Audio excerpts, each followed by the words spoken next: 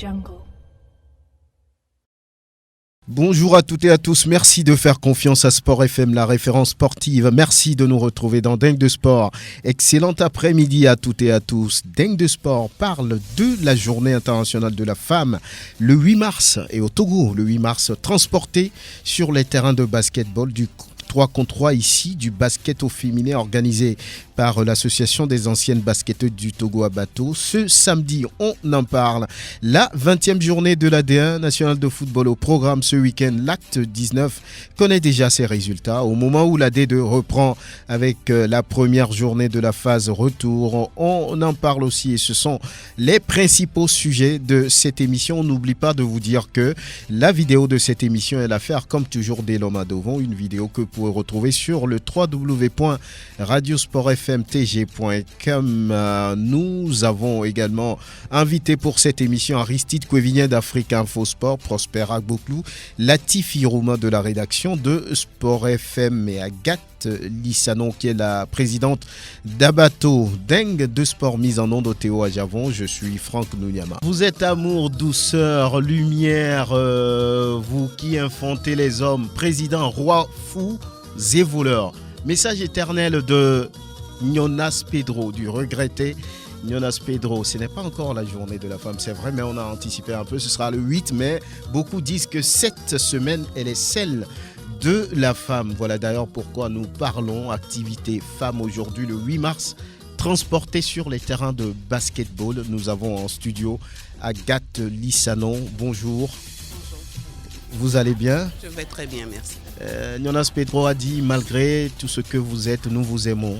Ça vous va? Ça me va très bien. Très bien. Il a dit la vérité? Il a dit la vérité. Nous sommes vos mères, vos épouses, vos sœurs et j'en passe. Vous devez nous aimer.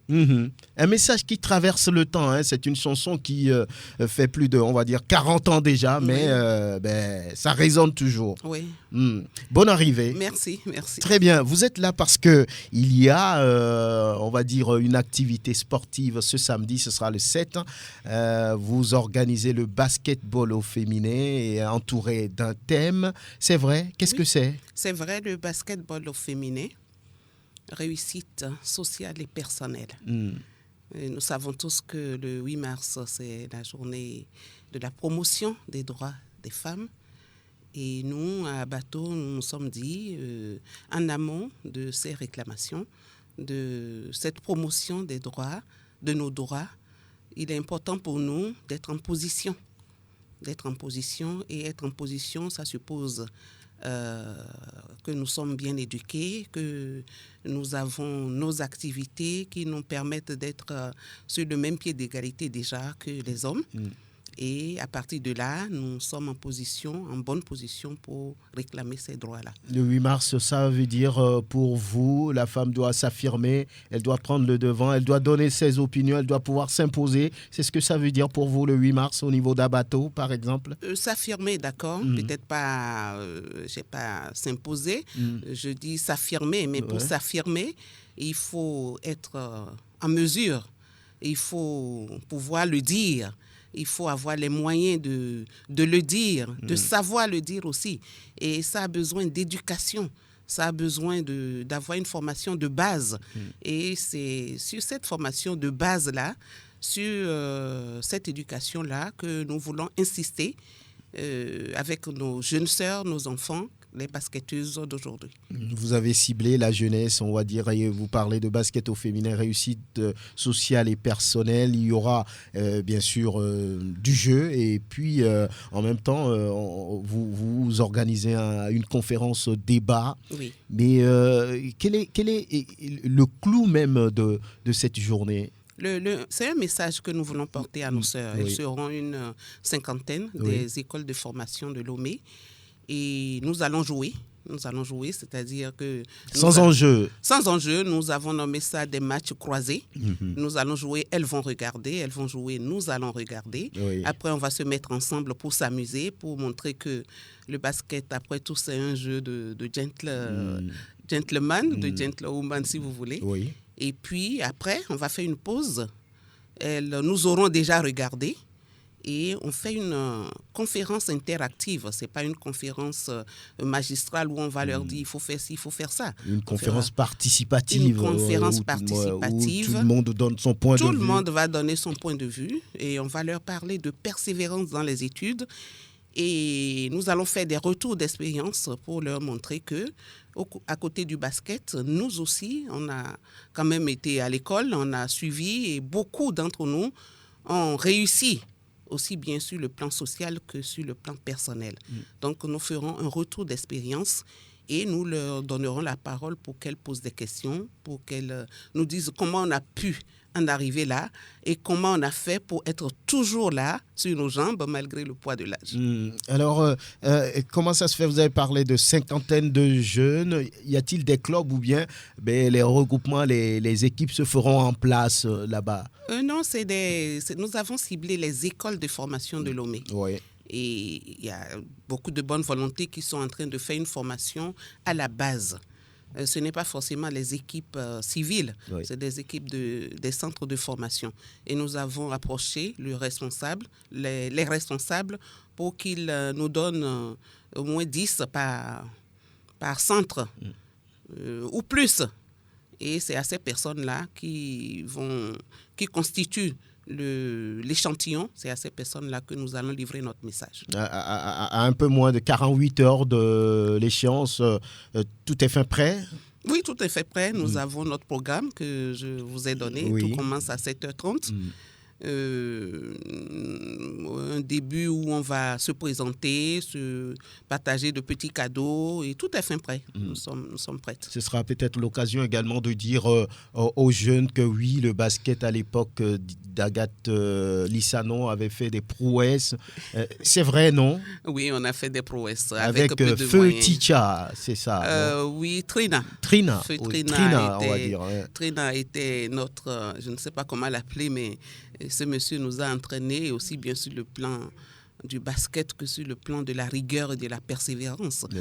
Pour y arriver, il faut la rigueur, il faut la persévérance, il faut être là et il faut être là avec vos moyens. C'est vrai, aujourd'hui, c'est compliqué pour nos jeunes de se rendre sur les terrains. Ils ont peut-être moins peur que nous, je ne sais pas si je peux le dire comme ça, mais nous, on y allait toute seule. Ouais. On n'avait pas peur. On ne demandait rien. S'il faut y aller à pied, il fallait réussir. Et puis, il y avait la compétition. Il fallait persévérer pour sortir du lot. Donc, avec Trina, paix à son âme, c'était vraiment la rigueur et la persévérance. Vous pensez que ça manque aujourd'hui, la rigueur et la persévérance? Non, je ne dirais pas ça. Je ne dirais pas que ça manque, mais tout change, vous savez. Nous sommes à l'ère des changements, des évolutions et même le temps change. Il y a le réchauffement climatique. Il y a que peut-être qu'il fait plus chaud maintenant qu'à notre temps. Donc, peut-être que les gens ont envie d'être rigoureux, mais ils n'ont peut-être pas les moyens d'utiliser cette rigueur-là face à aux personnes qui sont en face d'eux. Quel est le résultat qui a marqué à jamais l'époque d'Agathe Lissanon? Ma médaille de bronze. C'est vrai qu'il y a eu d'autres médailles après pour le Togo, mais cette médaille de bronze que nous avons eue avec beaucoup d'efforts et avec beaucoup de travail. En quelle année? En 1976. Oui. Parce que vous savez, 44 ans déjà. On n'est pas très grande. C'était ça le handicap. On n'était pas très grande. Il fallait jouer avec les Sénégalaises, les Maliennes et les Ivoiriennes qui étaient beaucoup plus grandes que nous. Et nous, on ne devait compter que sur nos jambes. Aller très vite. Et ça, je peux faire un coup de chapeau à Séraphin, encore une fois, pour nous avoir fait courir. Et je crois que ça c'est resté dans nos jambes jusqu'à aujourd'hui. Vous êtes classé troisième derrière le Sénégal et la Côte d'Ivoire. Ah oui, c'était pas Tunisie, évident. Pardon, la Tunisie, c'était pas évident. C'était pas évident du tout. Et même pour jouer contre le Sénégal, je me rappelle que Trina nous avait montré un triangle de rebond où, au-delà de ce triangle-là, malgré notre petite taille, il fallait marcher sur nous pour avoir les rebonds.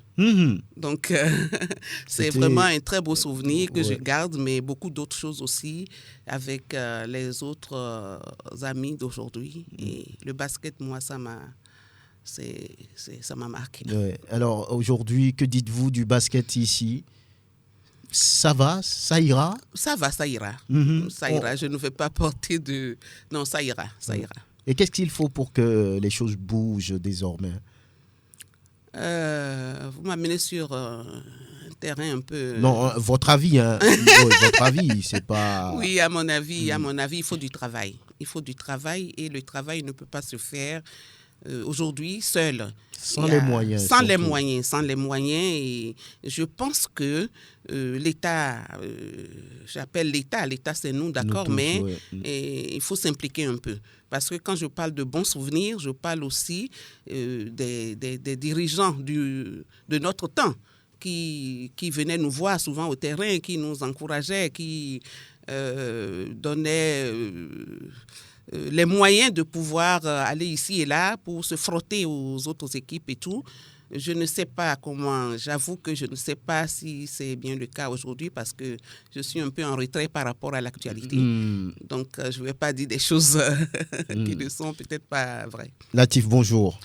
Bonjour Franck, bonjour à tous les auditeurs. Aristide Covidien, merci d'être là. C'est un plaisir, bonjour à tous. Vous voulez dire quelque chose à l'endroit de cette organisation d'Abato ou bien ce qui s'est passé à l'époque? Madame a parlé de cette médaille de bronze, troisième derrière le Sénégal et la Tunisie en 76.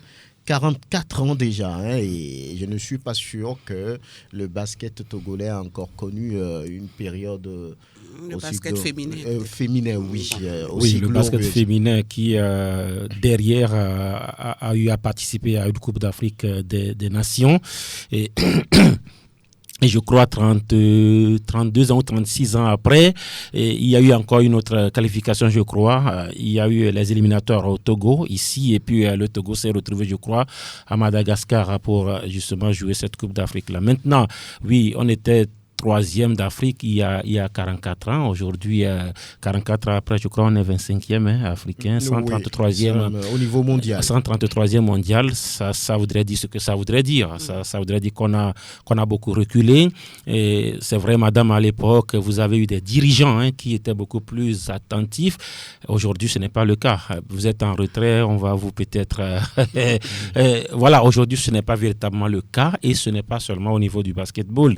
Il y a quand même des soucis au niveau de tous les sports du Togo. Bon, maintenant, ce qu'on pourra peut-être retenir, c'est que vous êtes toujours là, en forme, pour toujours apporter votre expertise, même si c'est de façon sporadique, parce que là, tous les 8 mars, Abato quand même se signale à travers quand même des sorties, des activités, et au-delà du seul fait qu'elle parle du basket, mais qu'elle parle également de comment réussir dans la vie, dans la société. Je pense que c'est important parce que des gens pensent que oui, lorsqu'on est dans le sport, on ne pourrait peut-être gagner que juste dans le sport. Non. À travers le sport, on peut peut-être devenir quelqu'un dans un autre domaine et je crois qu'il y a des exemples aujourd'hui. Et on ne pourra que peut-être féliciter cette organisation, même si ça fait une fois là, on voudrait beaucoup plus voir Abato sur le terrain, sur d'autres aspects également, mais on retiendra quand même qu'au-delà du simple fait qu'il y aura du jeu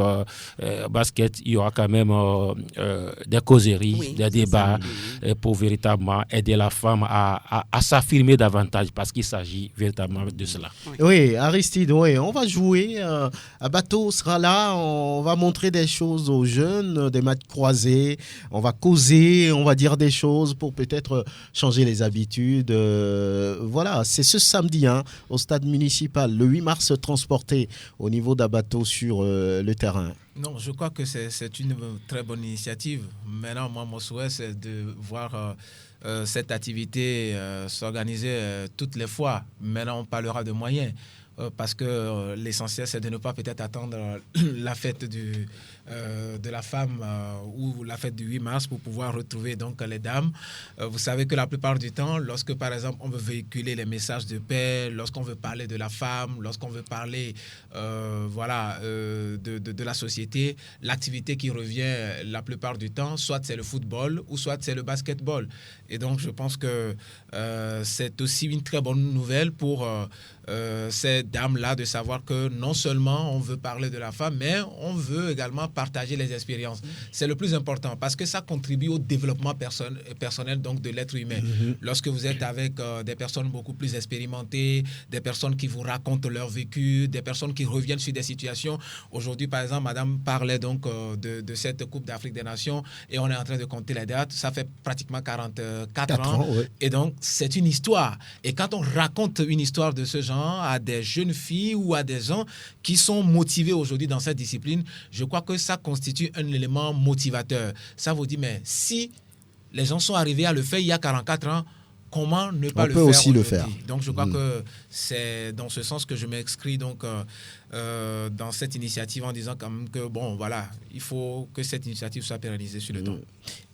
Agathe Lissanon, oui. Je voudrais ajouter que mon ami a fait cas des activités, en tout cas de la fréquence des activités. Et nous, pour 2020, nous avons tout un programme.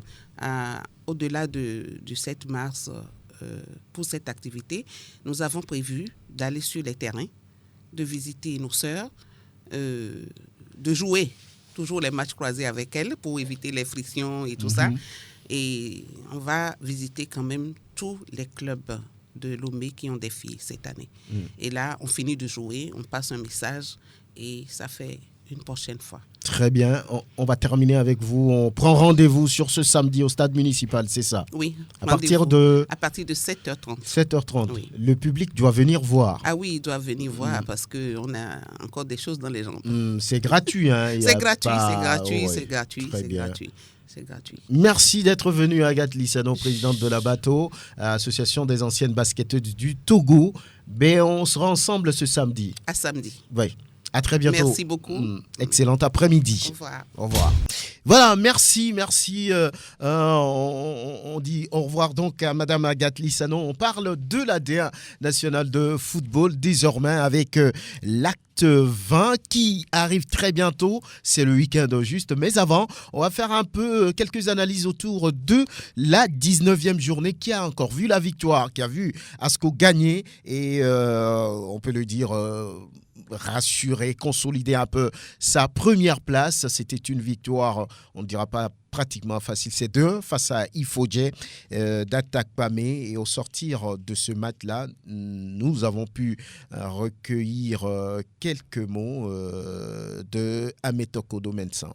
On est obligé de réagir pour conserver le titre. Les joueurs, ils l'ont fait. Il y a trop de chaleur. C'est normal que vers la fin, ils ont manqué un peu de fraîcheur. Mais on va corriger et ça va aller. Voilà, la chaleur qui empêche les joueurs de jouer comme ils veulent. Oui, Asco, c'est vrai, après un faux pas, c'est rapidement repris, Latif.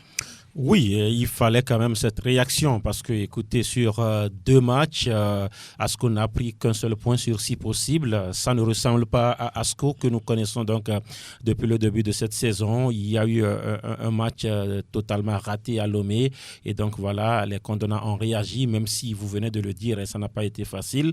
2-1, ça suppose que Ifodje était à un doigt donc de recoller au Marquois. Ça me rappelle déjà le match là que Ifodje a eu à jouer à un erreur contre Gbolessou.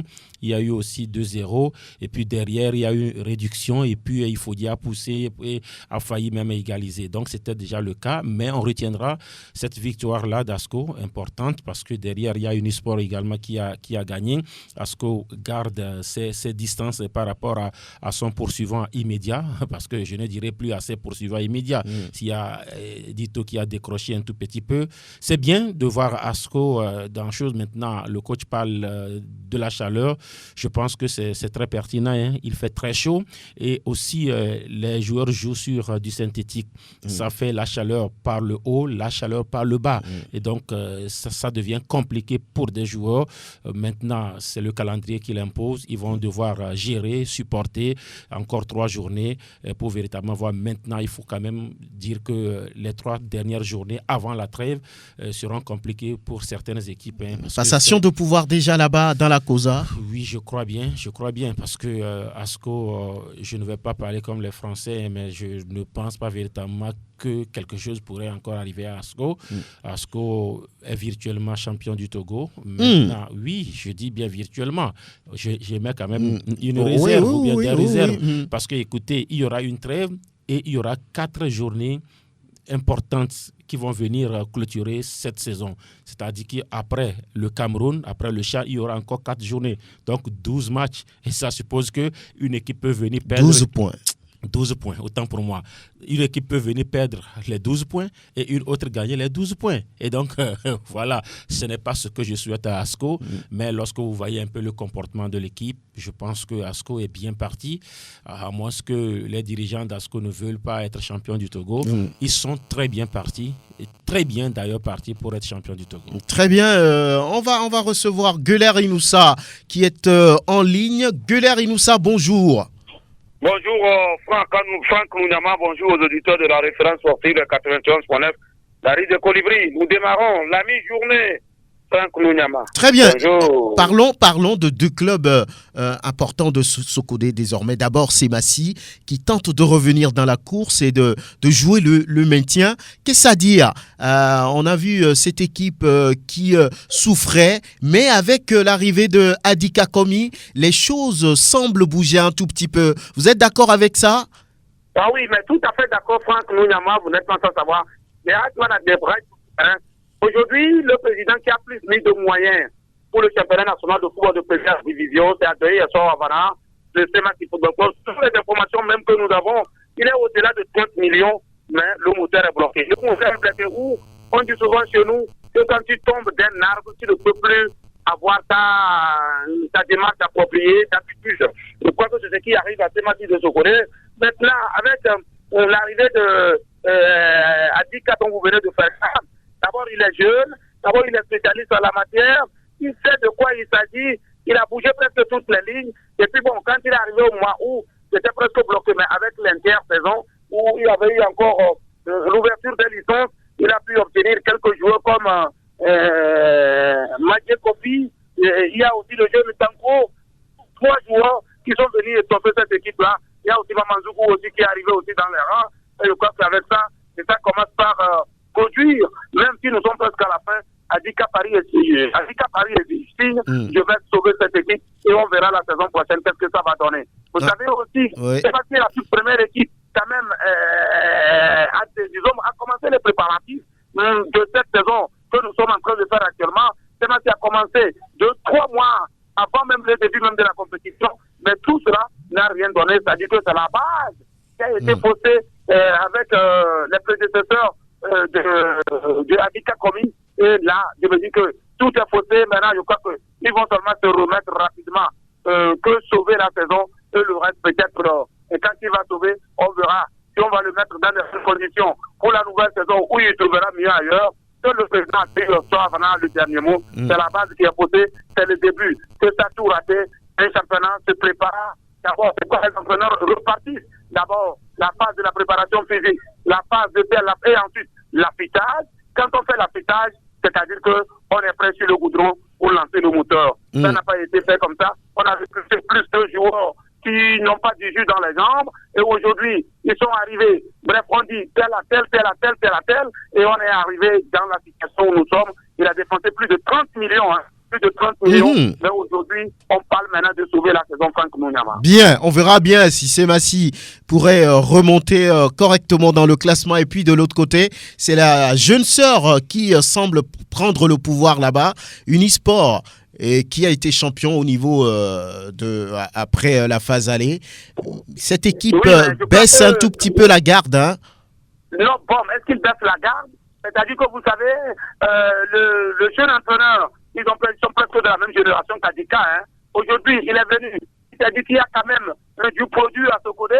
Il a piqué dans des quartiers renforcés par quelques joueurs venus de Lomé, d'Atapamé, de Kara et puis un peu de partout. Il a eu maintenant une équipe homogène avec quelques rares joueurs, des vieux loups comme Yacoub Nourindine, des vieux loups comme Tchabalanga, Abdoul Karim, Akobo Nénier, Olouf Kabir, des vrais spécialistes qui connaissent les hauts et les bas du football togolais, le championnat togolais, aujourd'hui sont venus étoffer les... Ils ont été champions de l'intersaison, même jusqu'à aujourd'hui. Même s'ils ont eu et assommé déjà la saison, ils peuvent jouer la nouvelle saison en première division. Maintenant, c'est de miser loin. C'est de miser loin.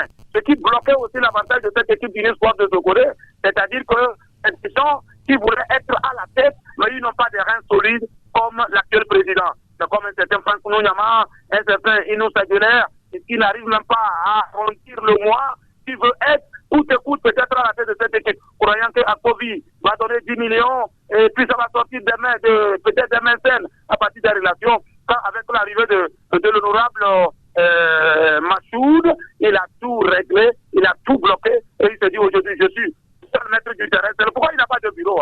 Il n'a pas de bureau. Il n'a pas de bureau. C'est lui seul, le seul commandant, c'est lui seul, le seul général de son bataillon. Aujourd'hui, vous voyez là où cette équipe est, ça sourit tranquillement. Ils sont en train de faire des merveilles. Et quand vous calculez déjà, ils ont pratiquement 2 ou 3 sorties. Ils vont jouer là et Sogoport, ils vont jouer Koroki Métété de Chama, ils vont jouer Sarakot de Bafilo, par rapport aux 7 journées restantes. Et ils parient ici. Tous ceux qui passeront par ce côté, ça serait une défaite. Et puis surtout un match, ils parient ici. Hier, un joueur a juré au nom du Coran. Ils gagneront à Sceaux avec la manière ici à ce côté. Et si vous êtes sûr, ils jurent au nom du Coran qu'ils gagneront à Sceaux avec la manière. Vous voyez déjà, on commence par faire doter certaines équipes qu'on fait coûte basse. Ils sont déterminés quand les enfants sont déterminés. Hier, ils menaient par 1-0. Quand ils ont vu le président entrer, escorté avec un petit sac, je leur disais à Angelo Policoué, quelque chose va tomber, ils ont changé le rythme. 2-0 en 26 minutes. Et finalement, le président a dit à la fin du match, suivez-moi, c'est pour aller peut-être sourire, prendre du cocktail et à la fin repartir avec les dieux de la BCAO, Franck Nouniama. Voilà, donc on va dire que cette saison, c'est Unisport qui, on va dire, joue le rôle de patron là-bas à Sokodé devant la grande sœur KS Massi qui tente de sauver sa saison justement. Voilà donc ce qu'on peut dire, Guler Inoussa. À moins que vous n'ayez autre chose à ajouter très rapidement. Non, je crois que peut-être pour les autres équipes, Koroki Métété de Chama aussi se cherche qui veut sauver la saison. C'est le cas aussi de Sarakot de Bafilo. Pour Asco, Koussa. Mais ce que j'aimerais dire, Franck Nouniama, et transmettre le message à qui de droit, je crois que la violence refait surface sur la terre de nos aïeux. Sur la terre de nos aïeux. Que quelqu'un d'Anéro se sente à l'aise à Dapaon, que quelqu'un de Dapaon se sente à l'aise du côté de Palimé. Et c'est comme ça le football. Le football, c'est un monde de relations. C'est un monde d'amitié. Ce n'est pas, vous savez, il y a certaines équipes toujours, quand elles jouent à domicile, elles veulent toujours droit de sol. Droit de sol. Quelle que soit la manière, quel que soit notre football, nous devons gagner. Ça, c'est fini. Nous sommes au 21e temps contre Niama. Et puis aujourd'hui, la Fédération togolaise de football doit prendre certaines responsabilités. Est-ce que le colonel Okoki, avec le premier mandat, je me dis que certes, ce n'est pas qu'il n'a pas réussi, mais le trou était trop profond sur le plan sécuritaire par rapport aux nomades. Vraiment, avec ce deuxième mandat, qu'il fasse vraiment faille que vaille pour maîtriser certains supporters. Vraiment, non, c'est pas normal. Il faut aujourd'hui qu'on se dise que nous sommes tous les enfants des mêmes pays, nous appartenons à notre pays, le Togo, mais il ne faudrait pas aussi que la fédération fasse.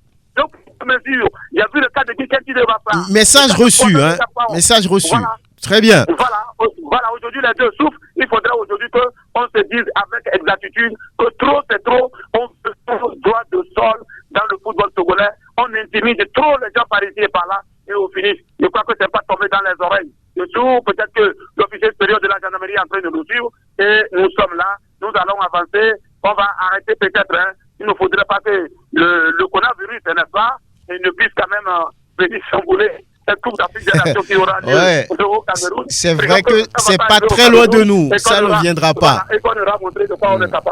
À très bientôt, Guler Inoussa. Merci de nous avoir donné ces précisions. On a, Latif, très rapidement, à la suite de ce que Guler a dit, par rapport aux informations que nous avons pu glaner ça et là, il semble que ça n'a pas été facile hier à Ouamé dans le match Maranatha Semassi où l'avant-match ou bien les minutes qui ont précédé le coup d'envoi ont été compliquées au niveau des formalités où il y a eu beaucoup de pression sur des joueurs et donc Sport FM n'était pas sur les lieux mais les informations que nous avons pu glaner, ça n'a pas été facile pour justement véritablement tous ceux qui sont passés par Rome. Mais hier, à la fin, il y a eu un but partout, mais il faudrait véritablement que la fédération veille à ce que ce dernier virage soit aussi comme les matchs qui ont précédé, parce que ça risque de commencer par sentir mauvais en tout cas, sur certains stades. La violence n'a rien à faire dans le sport, en tout cas dans le sport de façon globale, pas seulement au football, mais le sport n'a que faire de la violence. Ça, c'est vraiment important. On va parler également de ce match-là où la SCK a perdu sur le fil à Bafilo 1-0 devant Sarah Football Club. C'est compliqué pour le champion en titre qui n'arrive pas à enchaîner. Et au sortir de ce match, on va écouter Jonas Kokou-Komlan, l'entraîneur de la SCK. Après un travail vraiment abattu, à la dernière minute, il y a un penalty. Ça fait partie du football. Il faut être fair play. On ne peut pas accuser l'arbitre. L'équipe de Sarah, je les félicite pour la victoire. Nous, on était venus d'abord pour gagner. À défaut de gagner, faire un match nul. Bon, le bon Dieu en a décidé autrement. Il faut accepter la défaite. C'est des matchs qui se suivent. On a un autre match dimanche chez nous. Donc, on va se préparer pour bien aborder ce match. Voilà, on va s'attacher maintenant au match qui vient pour espérer avoir les 3 points. Visiblement, c'est ce que dit Jonas Kokou-Komlan, Aristide Kouevidia. Visiblement, la SCK a passé la main. Ah oui, et quand on jette un regard sur, disons, les scores enregistrés, pour le compte de la 19e journée? Non, pas forcément. Ou bien depuis le début de la saison? Oui. Il faut dire que la SCK ne va pas très bien à l'extérieur. La SCK fait partie donc des meilleures équipes à domicile. La SCK n'a jamais perdu donc à domicile. Ouais. Donc ASCK, de même que ASCO et Unisport, en 19 journées n'ont pas perdu de match, ce qui voudrait dire tout simplement que c'est une équipe qui est beaucoup plus en confiance à domicile. À l'extérieur, visiblement, ça fait 6 défaites, et donc je pense que c'est quand même... Ça ne ressemble pas à quelqu'un qui vise le titre. Hein. Non, voilà pourquoi j'en parle, parce que je pense que il va falloir que le discours désormais change à ce niveau. Il faudrait que les joueurs de l'ASCK comprennent que ça soit à domicile ou à l'extérieur, l'essentiel pour eux, c'est de gagner. Parce que... Surtout quand on a l'ambition d'être champion. Ah oui, c'est très important. Regardez par exemple, je vous dis, l'année dernière, ça a été un règne sans partage. Tout le monde veut faire comme l'ASCK. L'ASCK a tout gagné l'année dernière. Super champion du Togo pour avoir gagné la Super Coupe, champion du Togo, la Coupe de l'Indépendance, même si peut-être... Les chauffeurs ont tout rappelé. Et peut-être qu'ils allaient gagner. Ils ont tout gagné. Donc, c'est que tout le monde veut faire comme l'ASCK. Et donc, ils étaient très attendus. Donc, c'était à eux de pouvoir jouer leur partition. Malheureusement, on voit que, tantôt l'ASCK gagne, tantôt l'ASCK perd, tantôt l'ASCK fait match nul. Mais moi, je suis quand même confiant, connaissant donc la force donc, de ces joueurs. Confiant par rapport à quoi? Par rapport au titre? Non, pas forcément par rapport au titre. Mais je pense quand même que la deuxième place, voilà, synonyme de compétition continentale, pour l'ASCK. Là, je suis confiant. Ouais. Si la première place vient, je pense que c'est un bonus, mais l'essentiel à l'heure où se trouve, à l'heure actuelle, je pense que l'ASCK doit viser la deuxième place, avec peut-être ce duel entre ASCK Unisport ou Unisport ou ASCK Dito, Gboulessou. Donc ça se joue maintenant entre ces clubs-là. Maintenant, à la première place, on peut dire Unisport, Dito ou ASCO, ça peut jouer, mais c'est le football, la surprise peut venir à tout moment, parce que je vous dis, à domicile, l'ASCK ne perd pas. Maintenant, la prochaine journée, la 20e, bien évidemment, l'ASCK va recevoir encore à domicile. Maintenant, moi, mon souhait, c'est de voir cette équipe réitérer encore cet exploit à domicile en s'imposant et peut-être faire l'essentiel. Parce que ça donnera une très belle image à notre pays si d'aventure l'ASCK se retrouve encore sur le continent l'année prochaine. Voilà, beaucoup de courage d'ailleurs au président Kassé Honoré et puis courage aussi à El Hadj Amashraif qui tiennent ce club-là. Et d'ailleurs, le match qui vient s'annonce explosif, on va dire. Un derby de la Cosa, ASCK, ASCO. Ça, il faut jamais rater. J'ai envie de... Lors de la phase aller, c'est la grande sœur qui s'est imposée. À la dernière minute. Tchakaï Marouf a été pris en triomphe. Ouais. Je crois que le titre se joue et ce serait intéressant d'ailleurs de voir les deux clubs de la COSA finir en tout cas en tête de ce championnat. Ouais. C'est-à-dire que ASCO premier et puis ASK deuxième. Ça ne va tuer personne. Et donc voilà, mais ce sera un match intéressant. Hein. Ça va cogner dans tous les sens et puis Aristide l'a dit. Écoutez, les deux formations ne perdent pas à domicile. Et voilà, donc si peut-être ASCO a gagné la manche aller, ASK va vouloir gagner la manche retour. Et puis si ASCO gagne encore, ASCO fait totalement le trou. Si ASK gagne, ASK va se rapprocher, je pense que c'est intéressant. Je voudrais également dire que Jonas Kokou, comme là, écoutez, je voudrais saluer sa lucidité. Lorsque vous l'écoutez, analysez les matchs, je pense qu'il est souvent lucide.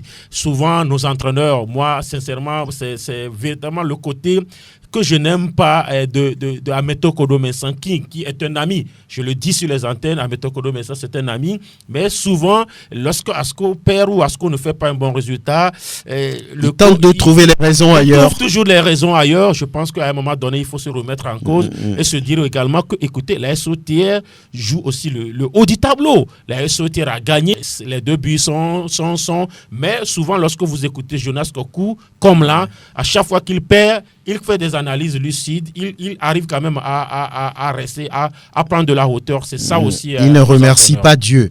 Voilà. Bon, vous étiez au stade municipal de Lomé pour le derby de la capitale. Un match qui a vu la victoire de l'AS Togoport sur Dito. Dito veut s'affirmer mais ne réussit jamais. Sinon, pour le moment, ne réussit pas à s'affirmer dans ce championnat-là. On va écouter d'ailleurs Brahima Traoré qui est le coach des portuaires. Vraiment, je suis très content à 2-0 et je félicite les enfants. Et ils ont été là, vraiment, ils ont été coriaces. Donc les 3 points là, vraiment, ça va nous faire du bien. Ça a été une surprise? Non, pas une surprise. On s'attendait à ça. On savait que si Dito jouait, on va les gagner. Ni n'était notre maladresse, je pense que le score a été plus lourd que ça. Mais c'est le football, ils ont préparé le match, nous aussi on a préparé. Je pense qu'on méritait, dans l'ensemble, on méritait de gagner ce match-là. Il y a eu un mauvais Dito ou c'est Togoport qui a bien joué? Non, c'était pas qu'ils étaient mauvais. Nous, on les a étudiés. La force de Dito, c'est quoi? C'est d'utiliser les couloirs. Donc il faut bloquer les couloirs. Quand tu bloques les couloirs, donc je ne pense pas s'ils ont beaucoup de chances de marquer. On joue tous les matchs, mais notre problème c'est quoi? C'est la maladresse, c'est ça qui nous punit toujours. Aujourd'hui quand même, on peut dire qu'alhamdoulilah, aujourd'hui on a su marquer 2 buts. Alhamdoulilah, et Brahima Traoré. Mais Latif Yorouma, on a comme l'impression qu'on voit un autre AS Togoport depuis quelques journées. Oui, cette équipe-là que moi j'ai vue et qui a même baissé la garde lors de la première journée de la phase retour. Franck, tous ceux qui étaient au stade municipal, au stade de la JCA, ont vu un très grand match entre l'AS Togoport et l'AS Sotière. C'était un match palpitant à tous les niveaux et à la fin, c'est l'AS Togoport qui a gagné et tout le monde a applaudi. Et beaucoup de joueurs même ont été appelés par Abalo juste derrière ce match-là. On parlait de jeune Moussa Bilal, on parlait du jeune Issam Tchadjobo. C'était dans ce match-là que Abalo Dossé rapidement les a convoqués pour l'équipe nationale locale. Mais derrière, Togoport a abaissé un tout petit peu la garde à ma surprise parce que là, c'était une équipe, moi je disais, qui est revenue avec de bonnes intentions. Mais hier, oui, on a vu encore une équipe qui est revenue, qui a gagné avec la manière, qui a gagné et qui avait encore beaucoup plus le ballon. C'est-à-dire que Dito n'a en aucun cas véritablement mis en danger l'équipe de l'AS Togoport. L'équipe qui était beaucoup plus proche même de marquer un 3e but, marquer encore un autre but, c'est l'AS Togoport. Et donc, pour dire que cette équipe est en train de retrouver un peu son rythme, mais ne jamais parier sur l'AS Togoport. C'est ça le problème. Il ne faut pas parier. Cette équipe, il ne faut pas parier. C'est du bluff? Non, il ne faut pas parier sur la... Je veux justement qu'elle nous surprenne. Vous faites Saint-Thomas par rapport aux prestations... Voilà. Hier, j'ai dit, ce que je suis en train de dire, je l'ai dit hier à l'entraîneur, je l'ai dit aux dirigeants, s'ils nous écoutent, je leur ai dit ça. Je dis, je ne vais jamais parier sur votre équipe. Vous avez des atouts, vous avez des arguments, sauf que vous êtes bon samedi et puis mardi, vous êtes mauvais. Donc voilà, cette équipe-là hier qui a pris du Dito dans tous les sens, même si c'est vrai, il y a eu des buts gags, parce que moi j'ai dit le premier but marqué par Issam Tchadjobo, c'est un cadeau, je ne sais pas si c'est du 8 mars ou bien de Noël. l'OL que Amekoudji Kokovi a donné à chose. Il y avait une erreur monumentale. Chima Moses également qui a été nonchalant. Vous donnez raison à Olufade Adekami qui dit oui, je suis en train d'aligner ces joueurs pour aider à Balo Dossé, mais là, ils n'ont rien montré. Oui, hier, dans l'interview et même en off, Olufade, il était indigné. Parce que justement, hier, Dito a perdu parce que ces internationaux ont mal joué. Ces internationaux ont mal joué. Mais écoutez, est-ce que c'est le seul? C'est toute une équipe qui joue. Oui, mais avant que le ballon arrive chez eux, quelqu'un aurait dû le perdre quelque part. Mais lorsque vous prenez en même temps les fautifs immédiats, ce sont eux. C'est Amekoudji, c'est Agbozo, c'est Adri. Est-ce que c'est bien de les enterrer comme ça? Non. Voilà pourquoi il a dit pouvoir peut-être les ménager. Il a dit que lui, il va continuer par faire confiance à ces joueurs-là parce qu'ils cognent à la porte de la sélection Fagnon et il doit les aider à justement ouvrir cette porte-là. Il doit les aider également à donner satisfaction à Balo Dossé parce que quelque part, c'est nous encore qui allons dire que voilà, il est en train de saboter peut-être le travail d'Abalo Dossé parce que ailleurs, les joueurs d'Abalo Dossé ne sont pas alignés. Lorsque vous prenez les honors qui souvent sont sur le banc au niveau de la SOTR, lorsque Aïgba fait pratiquement 10 matchs sur le banc, écoutez, c'est entre guillemets saboter le travail d'Abalo Dossé qui pourtant compte sur ces joueurs-là. Et donc hier, ça a été des erreurs comme ça. Dito a payé cash. Et puis derrière, on n'a pas vu cette réaction énergique. Il y aurait pu avoir un troisième but avant la pause pour l'équipe de l'AS Togopor si le tir de Akakpo Kouadjo qui était déjà buteur sur la deuxième réalisation n'était pas trop peut-être croisé. Et puis également derrière, écoutez, il faut dire que Dito et aussi Togopo aurait pu bénéficier sincèrement des pénaltys dans ce match-là. Sauf que voilà, l'arbitre n'a pas a été, non, ce n'est pas qu'elle n'a pas vu, peut-être qu'elle a refusé. Elle a été moins rigoureuse sur le coup. Parce que moi je dis, il y a eu trois situations. Sur les 3 situations, moi je pense que au moins 2 méritaient. De votre position de commentateur, vous pouvez analyser. J'étais dans une position médiane. J'étais dans une position médiane. Et j'ai par rapport à la pelouse. Oui, j'avais quand même. Vous avez une vue d'ensemble. Vue d'ensemble sur le truc de part et d'autre. Ça n'a pas trop parlé parce que c'était de part et d'autre. Mais je crois que ça devait beaucoup parler si c'était dans un seul sens. Donc ça suppose que l'arbitre n'avait pas l'intention de tricher tel ou tel, mais seulement voilà, il avait décidé hier. C'est comme certains arbitres qui décident souvent de ne pas sortir de carton au cours des 90 minutes, mais des fois, bon, voilà quoi, un peu ce qui s'est passé. Victoire logique donc de l'AS Togopor. Dito doit se mordre les doigts parce que voilà, il fallait gagner pour mettre la pression sur Unisport. Malheureusement, ça n'a pas été. Et ça fait les affaires de l'AS Togopor qui continuent à remonter dans le classement. Et comment comprendre, on va dire, ce nul à domicile face à Ange de Gbowlessou qui fait partie également des meilleurs clubs à domicile. Ah oui, mais il faut quand même retenir également que Ange avait des ambitions, puisque Ange était averti qu'à Zola, c'était très difficile donc de pouvoir gagner. Et je pense que visiblement, ça n'a pas marché donc, pour les requins du littoral hier. Je pense aussi que la faute peut-être... disons, à ce dynamisme-là que l'équipe n'a pas encore retrouvé. Vous savez que depuis un moment, l'équipe était pourtant sur une très bonne dynamique avec les restructurations, etc.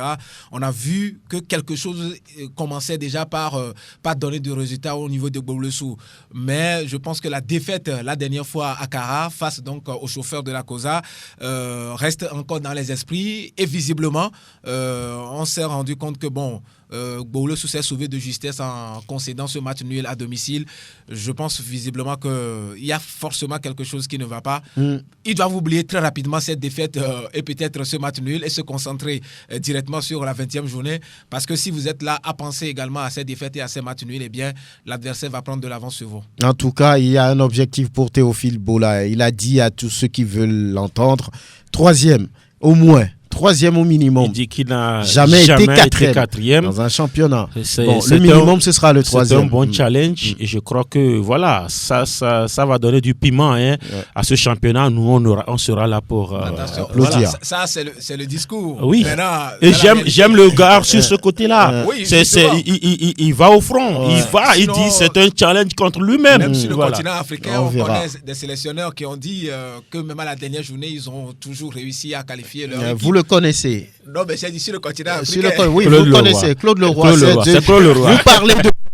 Voilà, on va donner les autres résultats avec, on va dire, ce un partout entre Maranatha et Semassi. On dira également que Sarah Football Club a gagné face à la SCK 1-0. Koroki a sauté R 0-0, Unisport et Gomido 2-1. Ça fait au total 13 buts de marqués. C'est mieux que la 18e journée qui a enregistré 11 buts. Et là, pour le moment, les journées 17 et puis 15 sont les... Non, on va dire que la 16e journée reste la meilleure avec 17 buts, suivi de la 15e 14 et puis de la 17e 14 buts. Il n'y a pas beaucoup de buts dans ce championnat. C'est très très très serré. Cela nous amène à donner rapidement le calendrier de la 20e journée qui arrive très vite. Dito qui reçoit Semassi. Ça là, c'est un match aussi. Oui. Rien à dire. Oui. C'est un match à suivre. La SOTR. Il n'y a rien à dire. Oui. La SOTR qui réserve ses installations à Maranatha. Pas très en forme ces derniers temps. Et puis le match dont on a parlé, ASCK Asco. Aïe aïe aïe. Aïe aïe aïe. Ça donne envie de prendre. Ouais, ça de la 20e journée. Sur une pelouse synthétique. Voilà. Ça donne envie de prendre le chemin de Kara, pourquoi pas. Et puis ce match-là entre Ange et Sarah Football Club Gomido qui reçoit Gbolessou, oui, ça aussi, on peut compter sur un tel match. Il faut dire Koroki et puis la Estogopor qui reçoit Unisport, oui, ça va donner quoi, on verra. Ce sera dimanche pour le spectacle. On a parlé du calendrier de la 20e journée de la D1.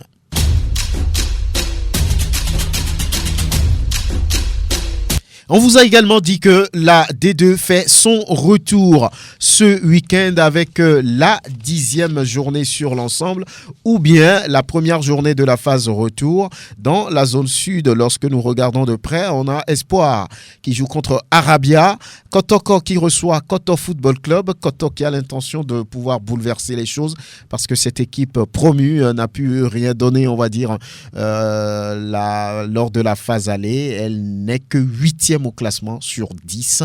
On aura ce match entre Asfosa et JCA, oui, ça promet aussi. En temps 2 à Gaza, oui, le derby de la capitale, le duel des extrêmes entre le premier et puis le dernier. Mais là, il semble que ce match va être joué le 11. Étoile filante, Tambo de Dacha. Ça, c'est la zone sud.